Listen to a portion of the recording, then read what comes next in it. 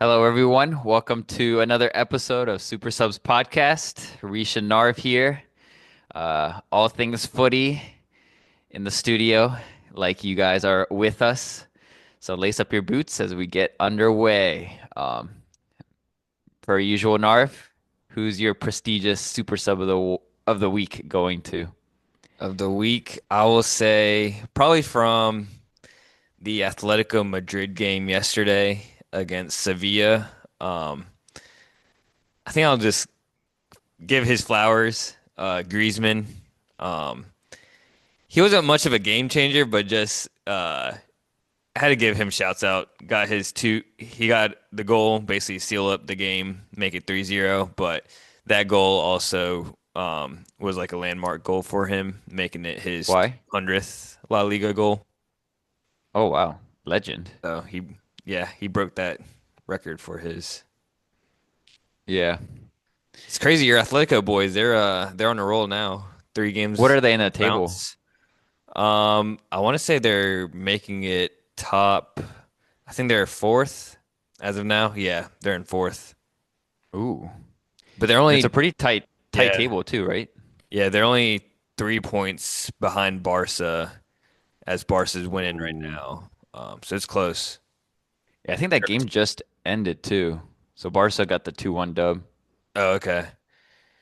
Yeah, so they had a tough start to the year, but they've been on fire as of recent. Mm. All right, my super sub of the week is he didn't get too many minutes, but I thought when he came on, like we needed him to get the job done. And so I just want to shout him out just because he's been back from injury now and seeing the pitch a little more. But Lavia came in the last 15 minutes for us, and it didn't really feel like Spurs were gonna score. Um, like they weren't really creating chances, but um, we did seem to like lose control a little there. And so he came on for 15 minutes, and just the way he was able to like stroll past players, like with the ball, hold on to possession, defending. Um, him and Esteval were, I thought when they came on, were really Oh, good. So yeah, yeah, for me is Lavia just securing that midfield. nice. Yeah, I'm sure we'll touch on that game. Um, Mhm. so we'll definitely have talking points from there. So do you want to start at the City grounds with Nottingham United? Let's do it. All That right. the 11 o'clock window Saturday. Yeah. Yeah, I'll let you get the game recap. It was the first half controversial corner kick there. Um, No, I I don't, accept it. I don't think it was out. you don't, okay, yeah. So the ball didn't fully cross, but the ref gave it to corner kick to United, but still poor defending from Nottingham's part. Like you got to get your head right. Sean Dyche was like, guys, think, but Casemiro just he didn't even have to jump or anything, just right on his forehead. And I thought y'all wasted opportunities there to have a bigger lead going into halftime. I thought y'all were definitely the more dominant side. And then second half, Nottingham came back and scored two goals within like 3 minutes. And I don't know, things were looking a little nervy at that point. And classic United, I think it would have been game over. But I think the mentality, something we'll have to talk about today, but has really changed this year. And um, United getting an equalizer towards the end of that match there, crazy strike from Diallo. Um, and you guys really pushed for the gas pedal there, trying to get a winner. But Came 2-2, I think that's close. a fair result. Yeah, came close. I know that Diallo had another shot on goal like at the very end, and it got cleared off the line by Murillo. Yeah. Yeah, this game was like yeah, the three games in a row was like really nice, but like I feel like we're still in the rebuild phase. Um, so like it's not like we're gonna have perfect performances week in, week out. I think it's like it's really because of that one guy who's the 5 games, the United Strand who wants to get a haircut is like I think played a little bit of like fans really getting onto it of like, oh, we could really make this run happen. Um, but like in reality, I think we've made improvements. Even through this draw, I think that second half we did come out a bit sleepy. Like the goals we conceded were pretty poor, just got played through way too Mm. easy, I thought. I mean, Dallo too on that second one was just poor defending. Yeah, he's one that's like out of the 11, one that really sticks out as like bad instead of Yeah, great. especially on the left side too.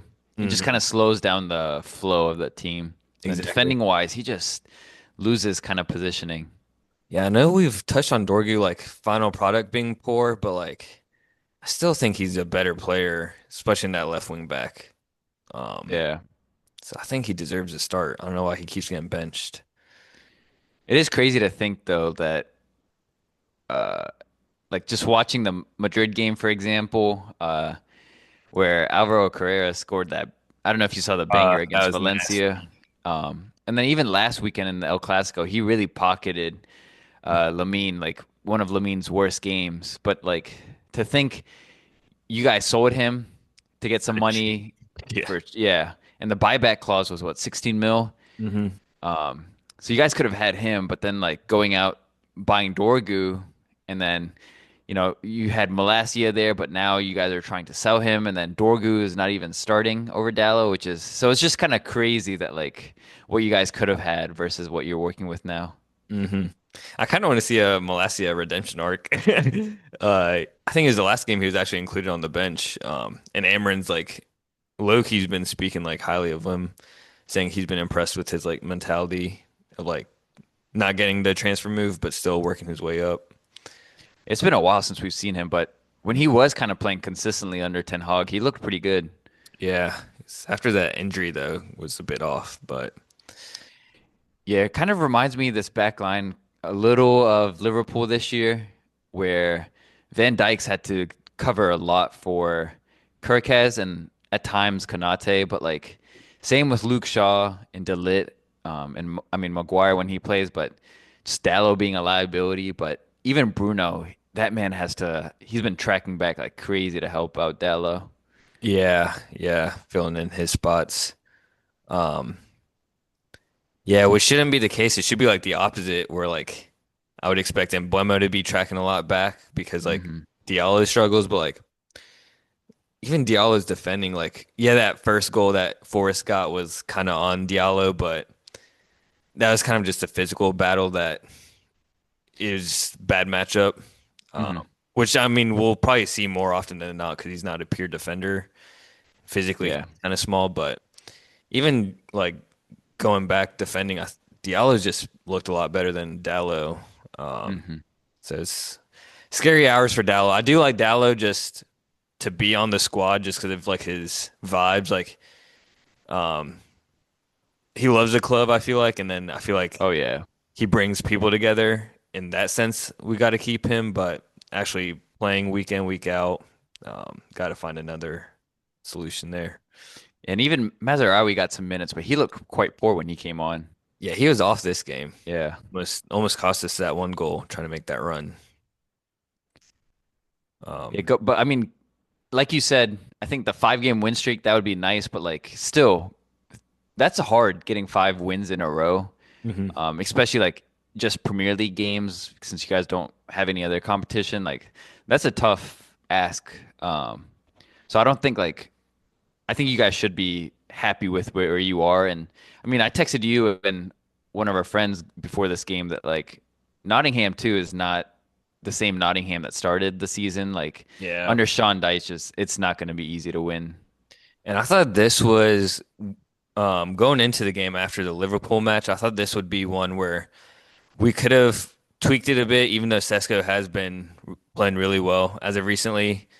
Like Murillo and Milinkovic, I feel like um, very strong center backs where you won't really win those aerial duels as much, or it'll be difficult. So I thought we'd set up similar to where Cunha was up top, and we just Hmm. kind of play off the second balls since we had been playing more direct. So I was surprised that like Mount didn't even see any minutes because I thought he could have changed the game. Yeah. Yeah, that's a good point. Sesko was kind of shut down with those Yeah, two very quiet. two center backs. But I don't think there's necessarily negative takeaways, more so than just we just came out sluggish Hmm. in the second half for goals that could have been prevented if we are just on top of it. Yeah, with the combination of like also Nottingham also came out with like some fire Yeah. under their belly, and it helped going into half 1-0 only. hmm So, But on the other side of it, I know we talked about how like Baliba last week had a stinker for what would have been his audition for us, but I think this match, Ellie, he was a beast. oh, yeah, He was running that class. show. Yeah, he's insane. He's just like he's got it all as like that midfielder, all action midfielder, and hmm just like quality and what he's only 22, about to Yeah, be he's 23. young. So I hope we don't make the move just yet in January, just because I know Forest have a hefty asking price if we make a winner move for him. But I mean, in the summer, I think he's one that's definitely going to be on the like top three candidates for sure. And aside from like his technical qualities with like passing and like even his dribbling and carrying the ball, like he's like that old English footballer or like he's got that like tackle in him and like that dog in him too Mhm. in the Yeah, midfield. I think he could pair up like well with Bruno in that Oh yeah. role. Um, and I've compared Semenyo to Mane and how that trajectory is going, and like Semenyo is probably due for a pretty big move, and he'll probably burst into the scene. But I see the same with Elliot Anderson, and the comp I have with him now is like kind of Declan Rice, coming from like a smaller club, and like he's gonna get that big level move, and he's gonna be considered one of the top English midfielders. I like that comp. Both like just engines for sure. Hmm. And just technically good workhorse too, but. hmm Yeah, I think this game, Sean Dyche though for Forrest, he's just waiting for that reunion with Chris Wood. Yeah, I was surprised he didn't bring him on. I think he was injured. Okay. He's not quite Okay. fit yet. So He's definitely got the forwards that he likes though. Like all yeah, three like strikers have. Igor Jesus looked pretty good. Yeah, he did. He's Yeah. causing some trouble to our back line. Yeah, Uh, he's a little more dynamic where he can like run behind mhm. too. um, and I guess just the last point I had on Forrest was I thought Elliot Anderson was the best player, but other player was Callum Hudson-Odoi. He Yeah. looked like the most likely to create like a GA for sure. He was a threat all game. And then also for y'all, one other point is, yeah, I think the biggest change this year under Amarim for United is just the mentality shift is the biggest hmm change because like even last year you saw so many times where y'all would be dominating or whatnot, and then the other team gets a goal too, and then you guys are immediately head down, and it's like game's over, Yeah. even though there's a whole half to play. But I mean, when you guys went down 2-1, you didn't feel like, or at Mm-mm. least watching it, it didn't feel like United's kind of putting their head down. And then even when you scored the equalizer, it was like Amarin was like, stop celebrating, pick up the ball and like go. Yeah, I And so saw that that. like Yeah, yeah. mentality change has been hmm incredible. Yeah. So it was pretty crazy when we did have the lead, seeing that after Saturday it could have been second in the table. But I mean, I think the Grimsby game really just overshadowed the season and really caused all that commotion. Whereas I think we've honestly, from the perspective of a rebuild, like we've had a pretty solid start to the year. Not gonna, not gonna lie there. Yeah, a win would have put y'all second. Insane Mhm. to think about. Yeah. But we can move on to the next game. There were a bunch of other 11 o'clock windows. I know you were saying you had Arsenal Yeah. uh, I had a on the feeling side. Burnley could have pulled a draw because I thought Burnley classic, like good on set pieces, so wouldn't concede there. Conceded off a corner, funny enough. I thought they'd be a hard team to break down, but just kind of off mistakes. So Yeah. Dubravka, that was he could have let that go that's just for a goal silly. kick. But yeah, Arsenal and then Palace also got a pretty comfortable win. Fulham got a big win, and unfortunately for Wolves, sacked their manager. Oh, did they? I didn't see that. Yeah, this morning. That was like the first news I woke up It to. must have been expensive because I know he had signed a contract till like 2029, which is pretty wild. Yeah, I'm sure he'll get a nice package. So yeah, we can move on to the next one. This one was supposed to be, I thought, the game of the day. Not Chelsea wrong. versus Spurs, but yeah, not too much excitement, but I do think tactically Maresca masterclass. So just kind of quickly summarize the game. This will be very quick, but uh, 30th minute we got a goal, and Caicedo, his press was insane. Just winning the ball back a couple times made Spurs players uncomfortable. They probably should have dealt with it better, but um, João Pedro finished, got the goal. Uh, cold Selly. And then from there, we just defended really well, um, and ended up securing a 1-0 dub. I thought we should have put the game away, some wasted chances, but especially from our wingers. Um, but I thought this was a really good win for us, Felt especially very away. one-sided. Yeah, Like it felt like Chelsea were the home team the it way the match did. was being Yeah. played. It was weird. Uh, what did you think of that Bentancur tackle on Reese? You think that was red? Yeah, it was borderline. I Yeah. think it could have been red. Yeah. I was so confused why Reese got a Yeah. yellow for like I guess arguing about the call, but still Based on like how y'all season been, I'm sure that would have been a red if it was the other way. oh 'Cause- yeah, Red I mean, FC. since this didn't really have that many talking points as well, you can also give a recap of your midweek performance if you'd like versus Wolves. Well, Care about. just to cover this game though, Yeah. real quick. Yeah, go. I thought Robert Sanchez was really good. He didn't really have any saves to make necessarily, but um just claiming every cross. But I think we solved the puzzle to shut down Arsenal and their set pieces. Let's hear it.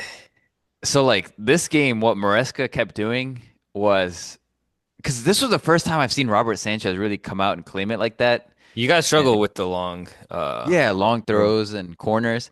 But what Maresca did was he kept João Pedro, or like he would keep three attackers at the halfway line. And then Spurs, what they had to do was drop defenders every long throw and Uh, corners to the halfway. And so it created so much space where like Robert Sanchez had like it wasn't as much chaos and he could come yeah. claim it.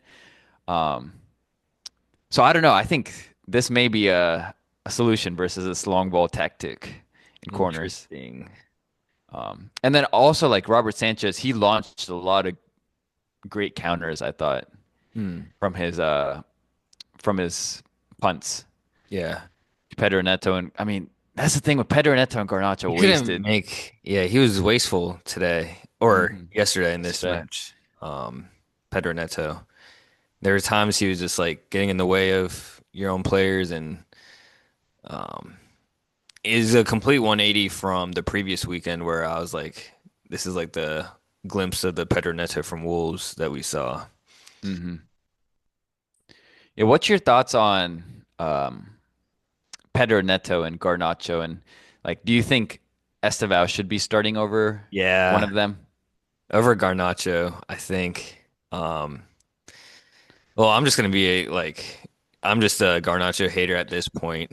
Um, Yeah. like, man thinks he's the shit after scoring the most overrated bicycle kick in history.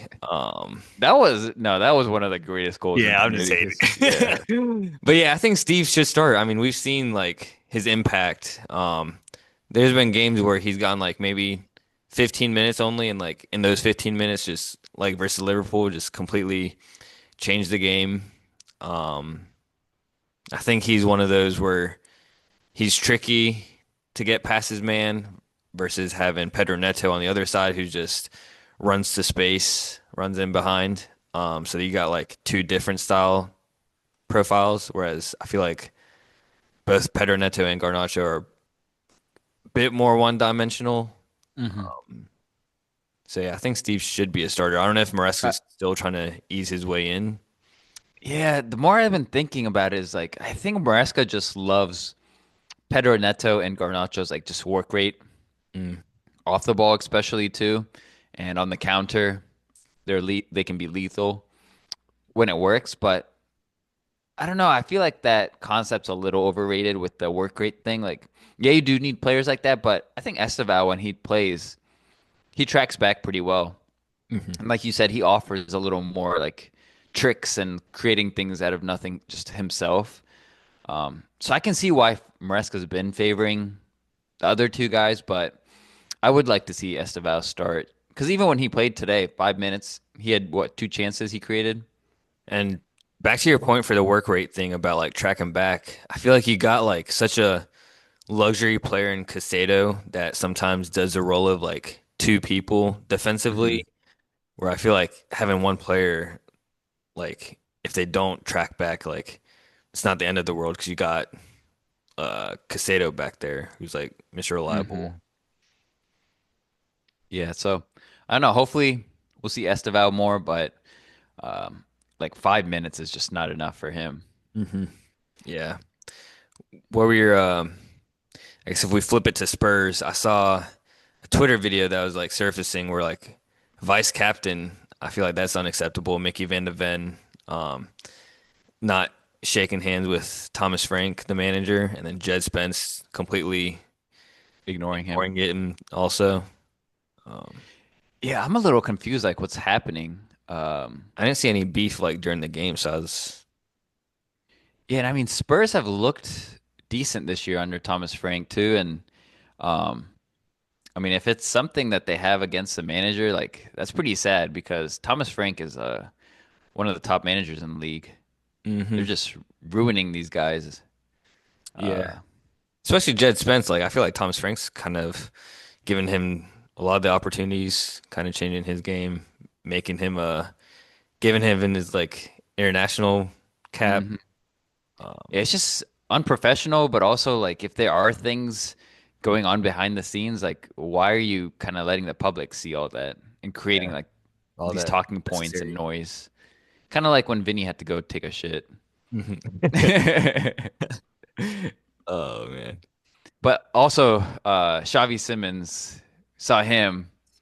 What did you think about his performance?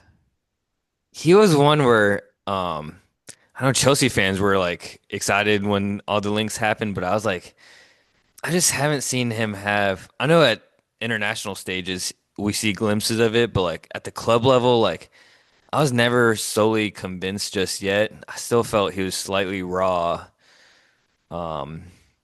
And so I think like when Kulusevski's back, him or James Madison, like Xavi Simmons might have a hard time playing in that 10 role. Or even like I think he'll be kind of rotated. Hmm. I don't think we've really seen.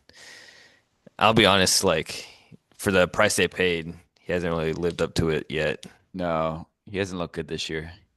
Were there any Spurs players that you thought had a good performance?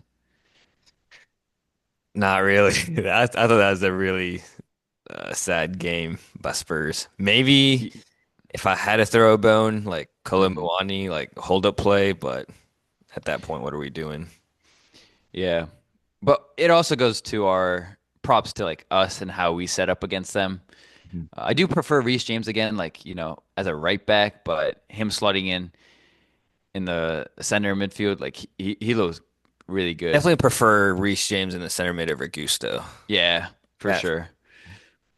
But yeah, Reece looked good. And I mean, our back line, I was kind of worried about Fafana coming in today when I saw him in the starting lineup because Josh Etchimpong's been brilliant for us. But Fafana, like, he tends to be a little like rattled up and especially like these types of games. So I was like, oh, this is a big derby. Like, is he gonna get a little in his head and stuff? But I thought he looked solid, composed, executed well. I'm confused why Maresca continues to sub like our center backs open. last 15, 20 minutes of games, but I think that's like one of the riskiest type of subs. Like defenders, it'll take time for them to get used to the tempo of the game. Yeah. Um, But Fafana, I thought he looked solid. I'm still not Chalaba kind of. I like him as a person, player. I think he's good enough, but as a starting center back, it's question marks. I don't know if he's quality enough. I think he's quality enough for most teams. It's just for where you guys want to be at. Like, Hmm. I don't think he's a week in, week out starter. I mean, he's Yeah. definitely like nice to have off the bench. Like, it's a good type of player to bring off the bench. But yeah, starting material, yeah, I don't know. Yeah. And then just finishing up our back line, I thought I was most excited for a Kukurea versus Kudus battle just because Kudus has been cooking this year. He might not be on the stat sheet as much, but he's Yeah. made an impact, you know? But like I forgot he was playing at times today or yesterday. Yeah, he was quiet. Uh, Yeah. yeah, Kudus, he's had a really good start to the year. I don't know.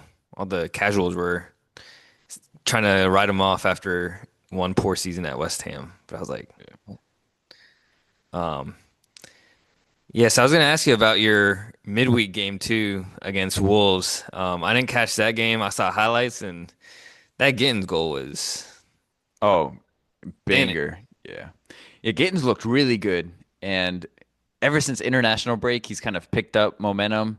Mhm. And I was hoping when he came on yesterday against Spurs too that he would continue, but he didn't really make much of an impact. But yeah, I think against Wolves, again, we tend to do that where we kind of let teams back in and we almost let it slip against Wolves, which is kind of embarrassing. But um, yeah, I think Esteval too, like you see him creating things out of nothing and it's like at his age, like even his goal, that audacious finish, that chip, just Yeah, that insane. was wild. Yeah. Yeah, that's gotta be frustrating though. Like literally just getting Liam Delap back and then Yeah. suspended right away. Um, Yeah, it's been I feel like frustrating. y'all need him back. Yeah, we need a striker bad. And it's like it hurts every time I watch Bayern. Uh, Going off. dude, Nico Jackson, he had a crazy nice header this past weekend. Started for Bayern, and they look solid. I was like, man, I miss Nico Jackson. Like we could have really used him right now. Yeah. In the long run though, if you guys end up not selling him, but it seemed like Bayern are uh looking to get him on a permanent, like Hmm. he'd be a good player if he came back just Yeah, in under the wings of Harry Kane.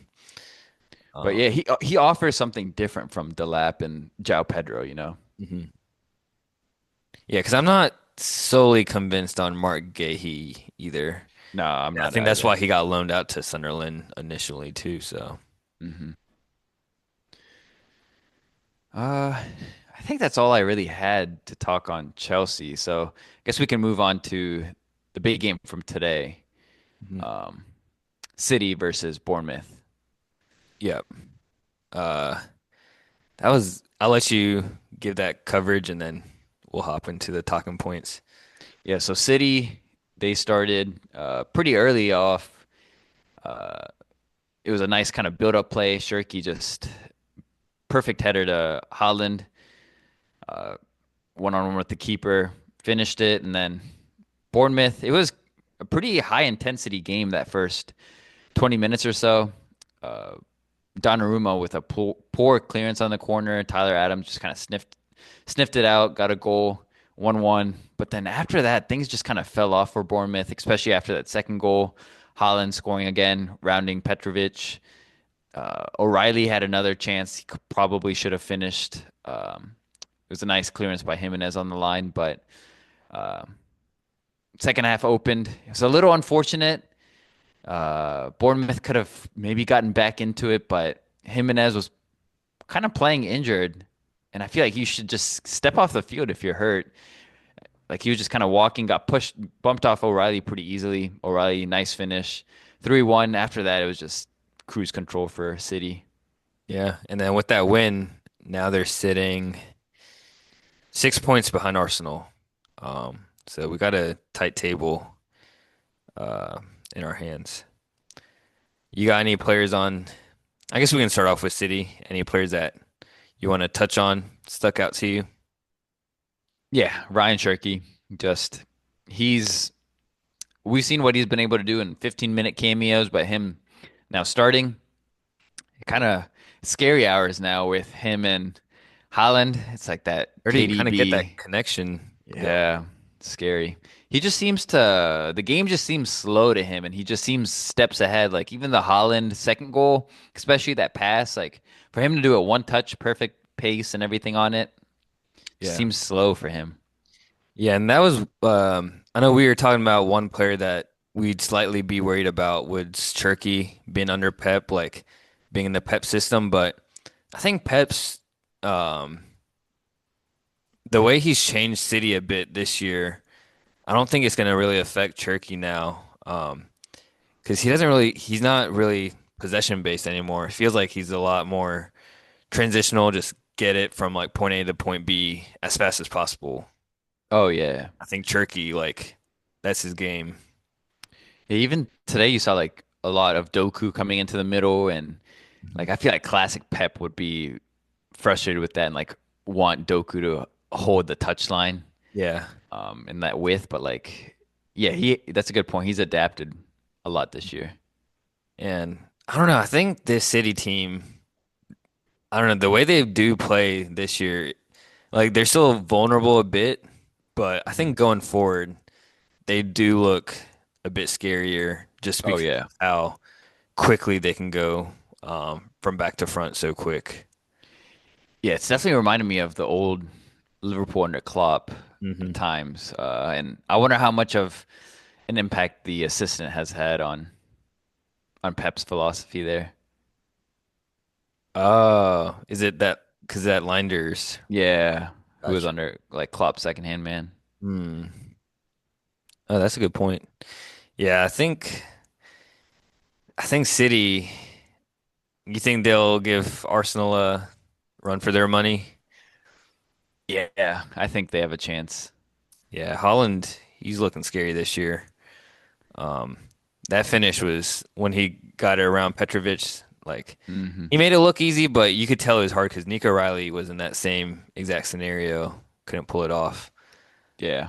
Um, but yeah, City. I also think Nico O'Reilly's looked. I know Ryan Nate Nori was like a somewhat of a big signing they had, but I think Nico O'Reilly's gonna be keeping him out. I know we saw him return from injury, got some minutes in there, but Nico O'Reilly's like a defensive midfielder by trade, so defensively he's reliable. And then like we kind of saw like with Vardy back, like going forward, Nico O'Reilly kind of tucking in the middle, and then uh, that Nico Gonzalez playing center back and Vardy kind of shifting out wide. So I don't know. I feel like with Nico O'Reilly, you just got so much versatility. Hmm. Yeah, that's a good point. On the right side too with Mateus Nunes. It was disappointing. I thought Semenyo was Yeah. gonna be cooking today, feasting, but he's quiet. He's Mateus Nunes still kind of like the Dallo of City. He's Yeah. kind of like the weak link. Yeah, Semenyo was very quiet today.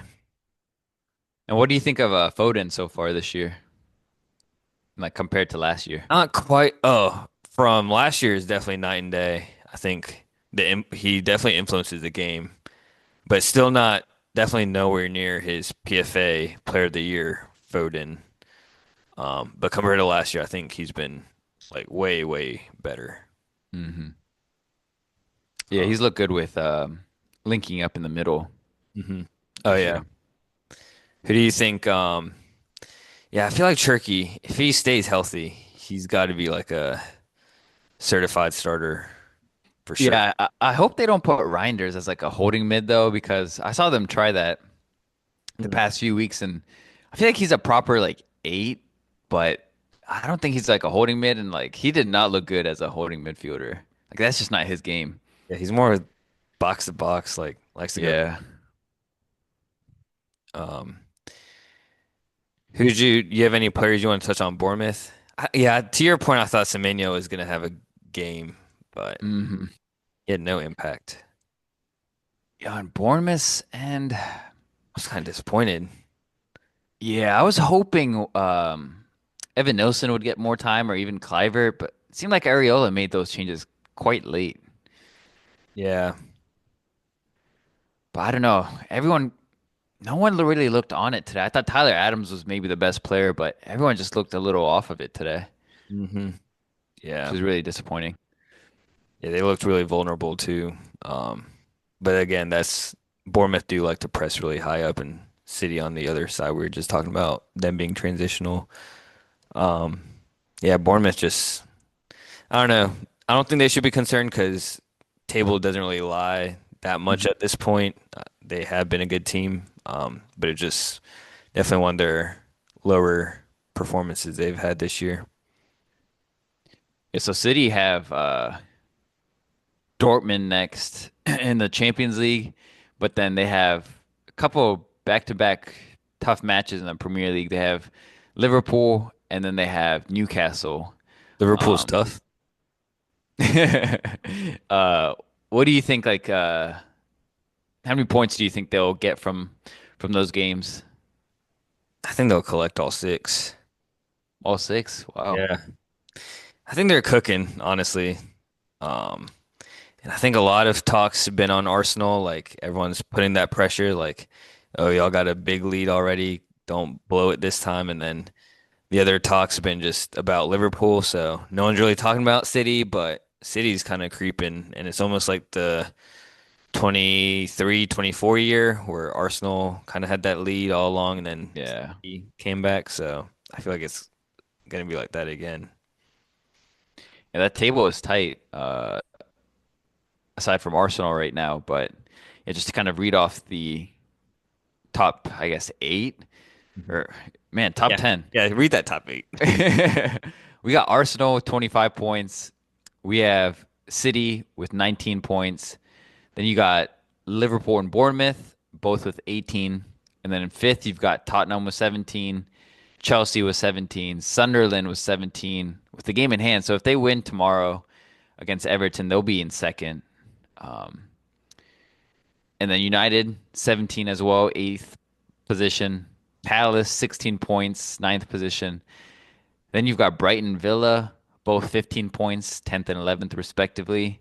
Um, so that's a really tight table. Yeah. And I know this game wasn't on the agenda, but Villa dropped points to Liverpool. So Liverpool finally win a Prem game. Insane. Yeah, but I don't think they really look too convincing still. No. And it was one of those Villa just their run kind of just came to an end. Yeah, Um, I mean, they looked pretty dominant that first half for a while, and then Emi Martinez, that stinker of a mistake yeah. deflating, especially when it's like right before half. Um, Oh yeah, because Morgan Rogers had a shot. off the Who post. else? Yeah, off the post, and someone else. Mhm. Yeah, so Villa, even after they had a relatively slow start, I know it was like people were talking about, oh, when are they going to get their first goal of the year? But after they got like their first win, they were on a roll. So that came to an end. But Did yeah, they to go? your Did they point, I go thought 007 in the league? Did they hit that marker? I think they no, I think they were just shy. Oh, I think.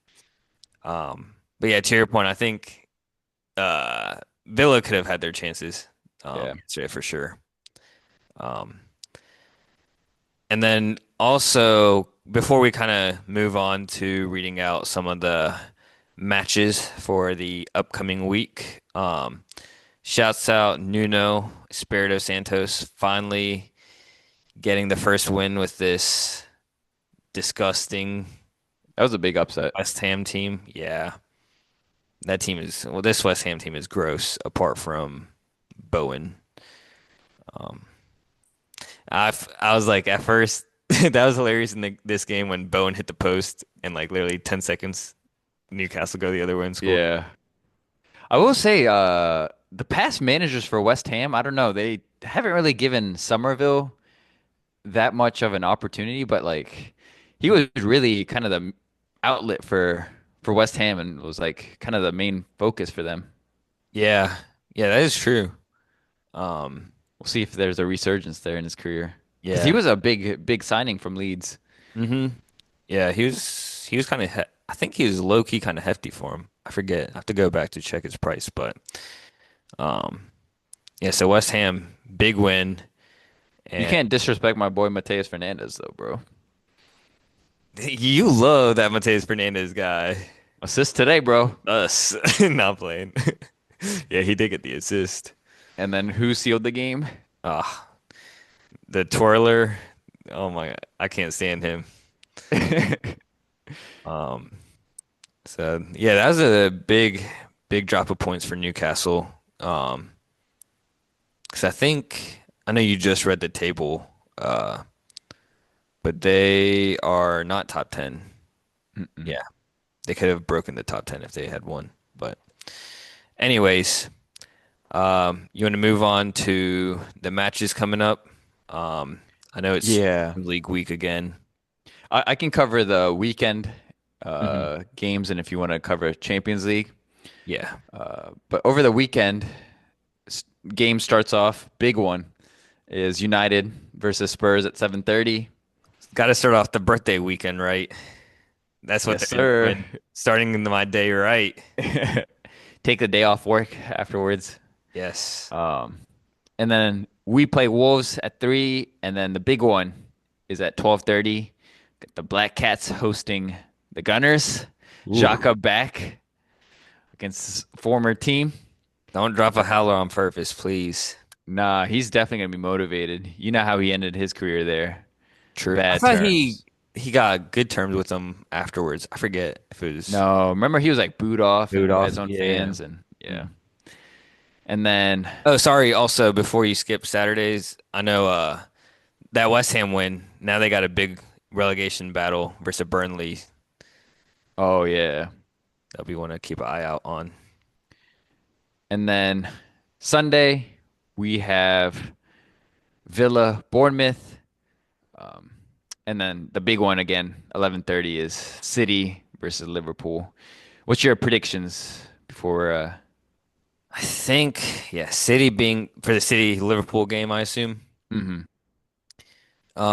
Yeah, City being home, coming off a performance like that today versus like a pretty good Bournemouth team, I'd say City 3-1. 3-1 City? Yeah, I think it's gonna be a close one. I think 2-2. Mm. Um, so that one will be a fun one. And then in France, we have Lyon versus PSG. Ooh, Um, and then we have Strasbourg boys playing Lille. Strasbourg got clapped on uh, this yesterday morning. or this morning, yeah, against Rennes. But one player that stuck out to me from Rennes is that Jeremy Jacku guy, the center back. I Mm. think he's like 19, 20, but like today he was shutting down um, Panicelli, the Strasbourg forward, who's been like tearing up the league.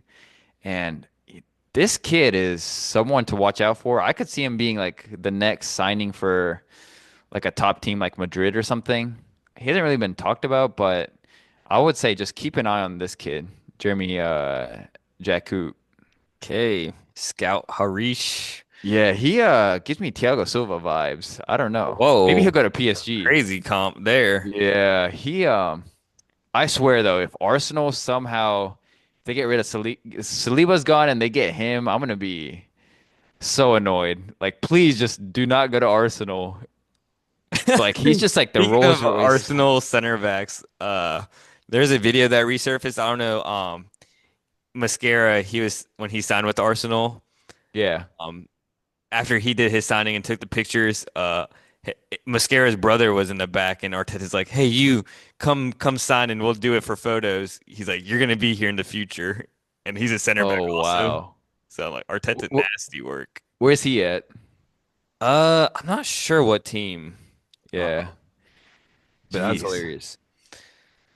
Yeah, Um, so I think that's the only really big ones in over the weekend.